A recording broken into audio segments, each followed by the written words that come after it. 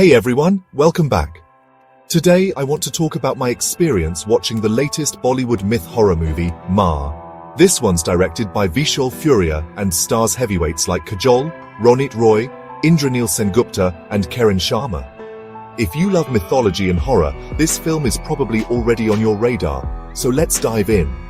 Ma wastes no time getting right into the story. Right from the first frame, you can feel the tension building up around the legend of Ma Kali and the demon Raktabij. Now, if you're familiar with Indian myths, this setup alone is enough to give you chills.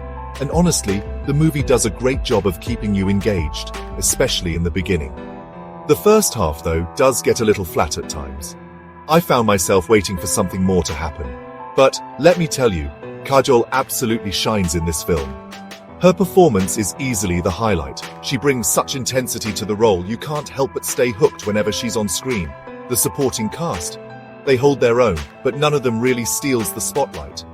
Now, talking about the villain, this is where I felt a bit let down. For a myth horror film, you really want the antagonist to be menacing, right? But here, the villain just didn't have that spark to make things pop. The climax too is somewhat predictable, especially if you watch a lot of horror or myth-based movies. So, no jaw-dropping surprises there. On the technical side, the locations are beautiful, and the music really sets the mood. The soundtrack has this haunting vibe that works well with the story. But the VFX, I've got to say, didn't quite deliver.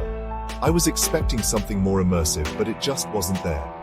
And oh, the post-credit scene felt forced, honestly, like they just wanted to shoehorn a connection to Shaitan, not sure if it was needed.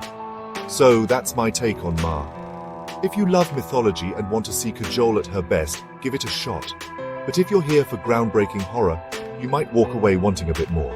Thanks for listening, and let me know what you thought of the movie in the comments.